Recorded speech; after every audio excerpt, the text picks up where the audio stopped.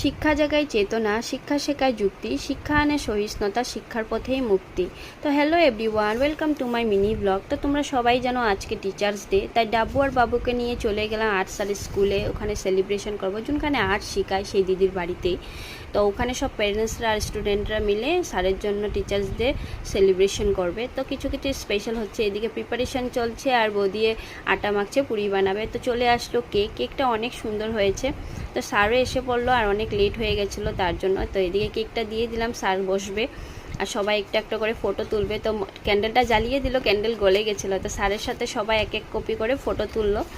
আর এদিকে স্যারে এখন কেক কাটবে আর সবাই স্টুডেন্টরা বসে আছে। ওরাও অনেক হ্যাপি, সবসময় স্যারে ওদের জন্য করে, তো আমাদেরও কিছু কর্তব্য হয় যাতে স্যারের জন্য করার। তো এদিকে রুহিয়া স্যারকে একটা গিফট দিল, এত সুন্দর করে স্পিচ লিখেছে ও, মানে কি বলবো, সুন্দর হয়েছে। তাই এদিকে ওরা প্রিপারেশন করছে, পুরি বানাচ্ছে। আমার বহুত দুঃখ লাগছে, আমি কিছু করতে পারিনি, কারণ আমার ডাব্বু আমার কুলের থেকে নামছে না, নতুন জায়গায় গেছে, কাউকে চিনে না তার জন্য।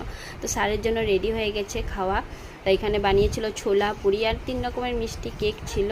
স্যার কেক কাটা হয়ে গেছিলো আর এখন দিয়ে দিল স্যারকে খাওয়া। তো স্যার ওরকম করে কিছু খায়নি, খেয়ে দিয়ে চলে গেছে। আর এদিকে পুরি ভাজছে বদিয়ে, আমি তো ওরকম কিছু করতেই পারলাম না, বহুত দুঃখ লাগছিলো। তো এখন সবাই বসে গেলাম, টিচার তো চলে গেছে, এখন প্যারেন্টসের সেলিব্রেশন চলছে। তো আজকে অবধি ভিডিওটা এখানে, ভালো লাগলে লাইক কমেন্ট করবে, বাই বাই।